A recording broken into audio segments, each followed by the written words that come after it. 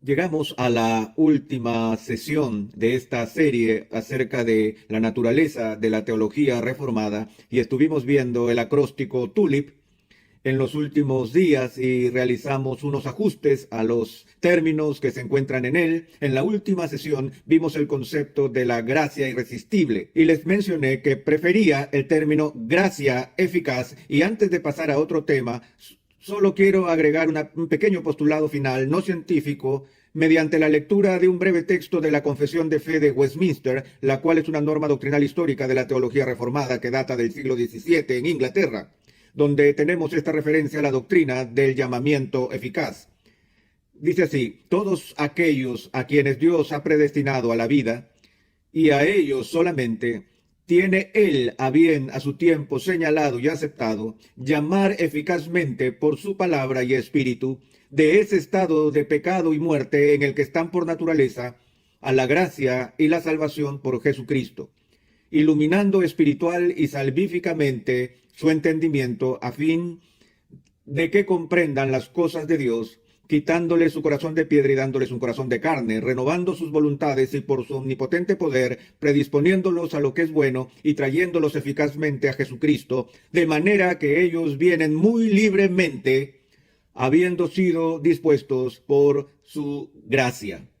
Ahora, hago referencia una vez más acerca de la eficacia de la gracia de la regeneración, no para continuar donde nos quedamos la última sesión, sino como puente, como transición a la última letra del TULIP, la cual es la P en TULIP, y estoy seguro de que estarán encantados de saber que no voy a cambiar esta letra, y la P viene por perseverancia de los santos. Sin embargo, a pesar que no voy a cambiar la letra, sí voy a hacer un cambio en la palabra. También creo que esta frase de perseverancia de los santos es peligrosamente confusa, porque una vez más sugiere que la perseverancia es algo que hacemos, tal vez en y por nosotros mismos. Ahora, yo creo que los santos perseveran en la fe, y que los que han sido llamados eficazmente por Dios y han sido regenerados por el poder del Espíritu Santo perduran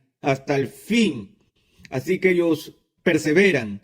Pero ellos perseveran no solo porque son tan diligentes en hacer uso de las misericordias de Dios, sino que la única razón por la cual cualquiera de nosotros continúa en la fe, aún hasta el último día, no se debe tanto a que hemos perseverado, sino porque nosotros hemos sido preservados. Por lo tanto, prefiero el término la preservación, la conservación de los santos, porque este proceso por el cual somos guardados en un estado de gracia es algo que es llevado a cabo por Dios.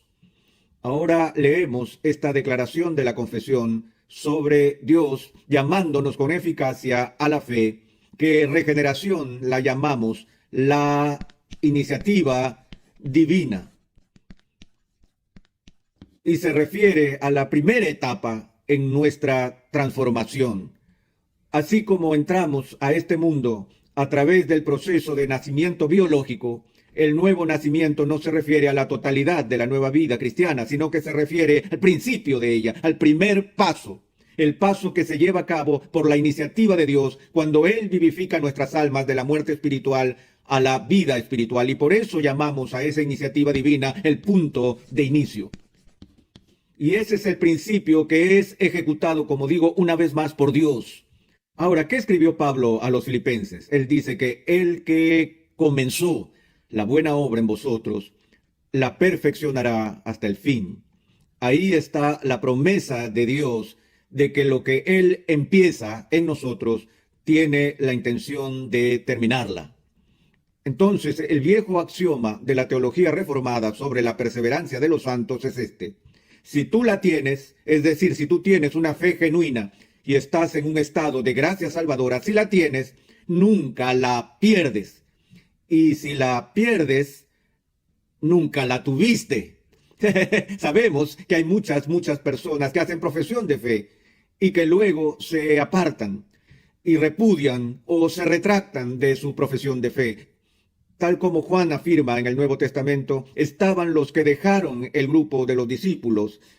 Y Juan dice de ellos, salieron de nosotros, pero no eran de nosotros. Estaban con los discípulos en términos de apariencias externas antes de apartarse, antes de dejar al grupo de los discípulos de Jesús.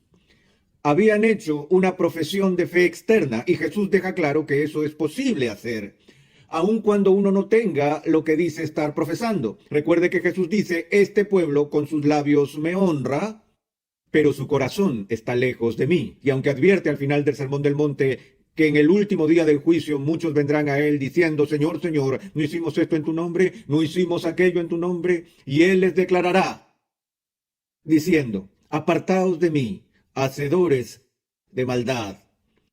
Yo nunca os conocí.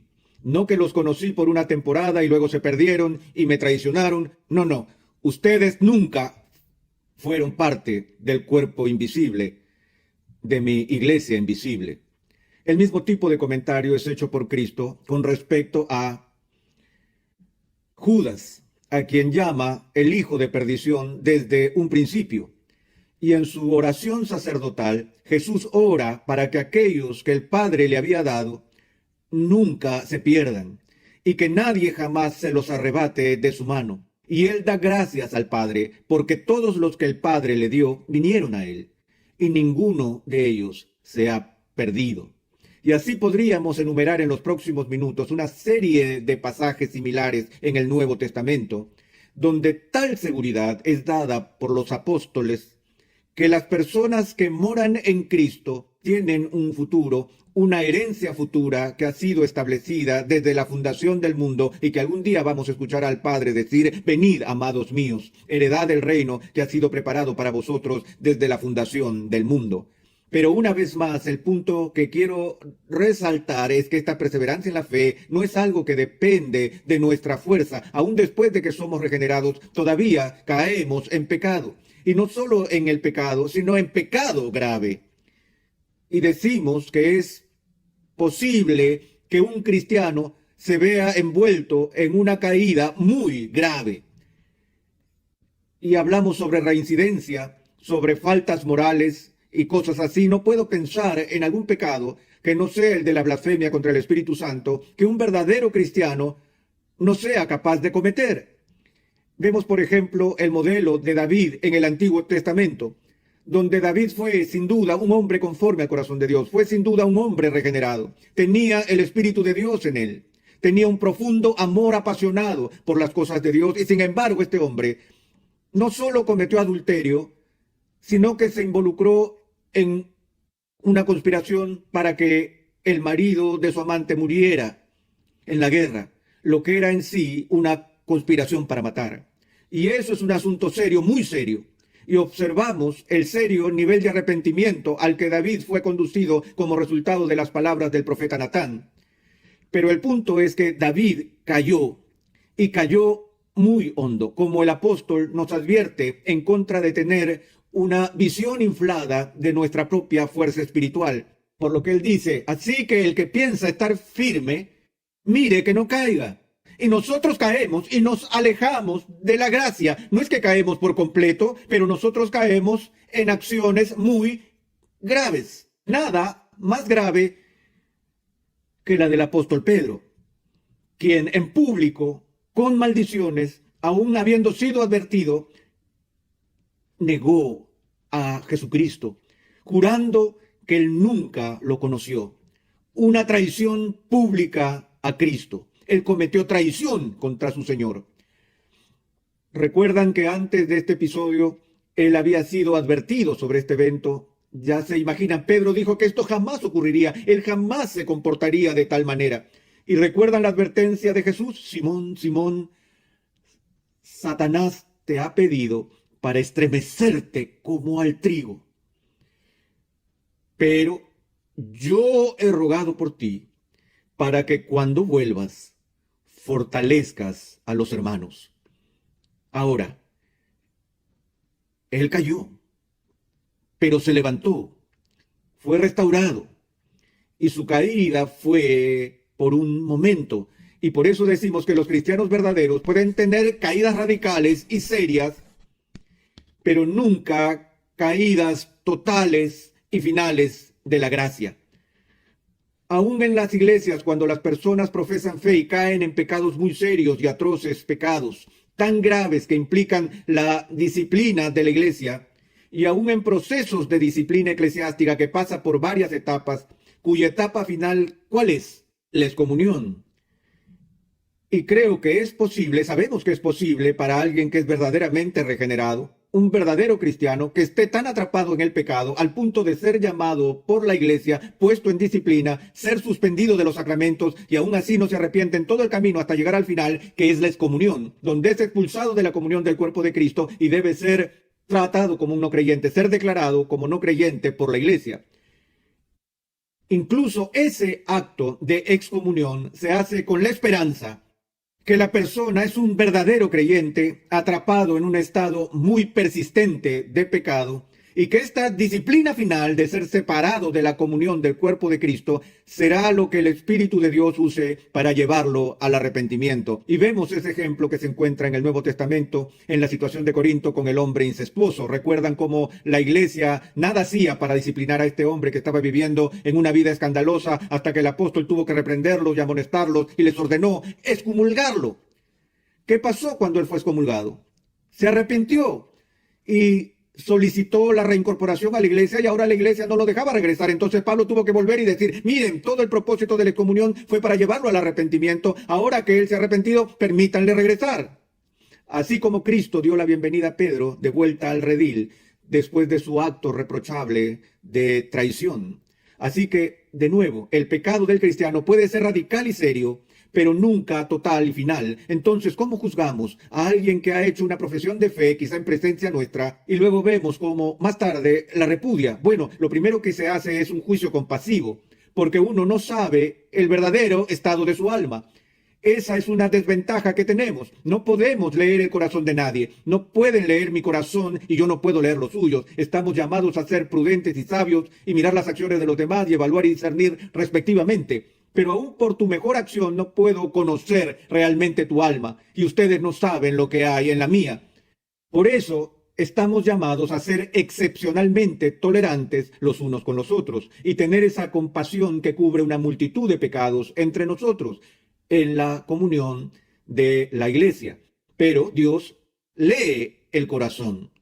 Y cuando Dios dice que una determinada persona nunca estuvo en un estado verdadero de fe, podemos estar seguros de que esa persona nunca estuvo en la fe verdadera.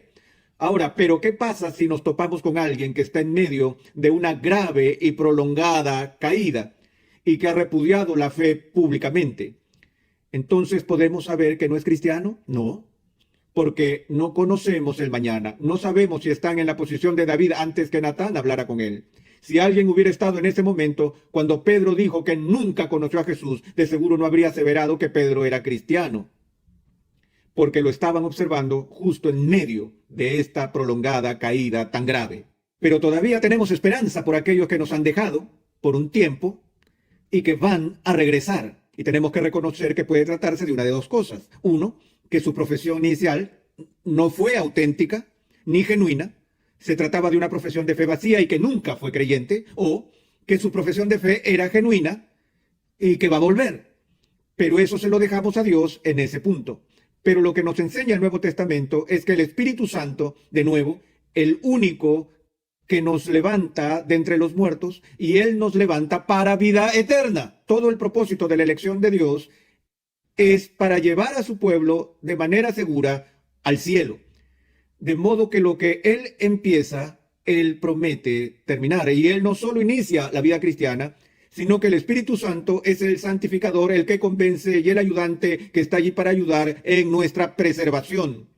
Ahora, dos importantes términos se dicen con respecto a la obra del Espíritu en la vida del cristiano que están relacionados con esta idea de la preservación. Uno es que somos sellados por el Espíritu Santo y el otro es que se nos dan las arras del espíritu. Vamos a ver este último primero. El término arras del espíritu se extrae del lenguaje comercial de los tiempos bíblicos y la única cosa que puedo pensar sobre eso es un paralelo que en nuestros días sería lo que llamamos una cuota inicial de dinero. Cuando alguien va a comprar una casa y se hace el contrato inicial, se da una porción de dinero como pago a cuenta o como pago inicial, lo que es una promesa de que usted tiene la intención de obtener un préstamo y cerrar el trato y pagar el resto del saldo. Y para demostrar que estás interesado, en serio entregas este pago. Ahora, sé que hay gente que ha pagado dinero de buena fe, pero que no logra cumplir. Tal vez ellos no estaban tan interesados en primer lugar, o tal vez aparecieron circunstancias que hicieron imposible el continuar con el compromiso. Pero amados, cuando Dios, el Espíritu Santo, les es dado a ustedes por el Padre como prenda, cuando el Espíritu mismo que mora en ustedes es el compromiso del Padre para su futuro, ¿realmente creen que el Padre vaya a fallarles en cumplir con el pago final? No tenemos un fajo de billetes, sino el Espíritu de Dios mismo morando en nosotros como promesa de Dios de finalizar la obra. Y no solo nos da las arras del Espíritu, sino que Él nos sella en el Espíritu Santo. Cuando Dios escribe nuestros nombres en el libro de la vida, Él no lo hace con un borrador a mano, sino que lo hace por la eternidad. Y Él nos sella en el amado para siempre. Ahora, finalmente, una de las razones por las que tenemos confianza en nuestro futuro no es solo por el ministerio del Espíritu Santo que acabo de mencionar rápidamente de paso, sino por lo más importante debido a la labor que realiza Jesús. A veces tenemos una tendencia, o a veces creo tenemos la tendencia a pensar que cuando Jesús vino y vivió su vida de perfecta obediencia y cumplió todas las exigencias de la ley que hemos incumplido, y entonces por su obediencia pasiva pagó el precio de nuestros pecados con la perfecta expiación, Él hizo todo lo que necesitamos que Él hiciera por nosotros. Pero nos olvidamos de que cuando ascendió al cielo y se sentó a la diestra de Dios y fue entronizado como Rey de Reyes y Señor de Señores, Él no solo fue a su reino, sino que también entró al cielo como nuestro gran sumo sacerdote. Y la función principal de nuestro sumo sacerdote, como Él nos dice, es el de interceder por nosotros diariamente ante el Padre. Jesús intercede por mí, por mi salvación final. No solo oró por sus discípulos en Juan 17 para que nunca fueran arrebatados de la mano de Dios, sino que Él ora por nosotros, para que seamos preservados. Ahora bien, miren a Judas y a Pedro. Ambos traicionaron a Cristo. Uno de ellos era un creyente y el otro no lo era. Ambas acciones fueron indignantes en extremo. La traición total a Cristo. Ambas fueron anticipadas por Cristo. Y cuando Él le dijo a Judas lo que iba a hacer, Él terminó su comentario diciéndole a Judas, lo que vas a hacer, hazlo más pronto. Y lo despidió. Pero cuando hizo el mismo tipo de predicción sobre el comportamiento de Pedro, como ya lo hemos mencionado, Satanás os ha pedido para zarandearos como a trigo. ¿Recuerdan lo que dijo? Pero Simón, he rogado por ti, para que una vez vuelto, no para cuando vuelvas, sino que una vez vuelto, confirma a tus hermanos. Mi confianza en mi preservación no está en mi capacidad de perseverar, sino que mi confianza descansa en el poder de Cristo para sostenerme con su gracia y por el poder de su intercesión por nosotros, es que Él nos va a conducir con seguridad.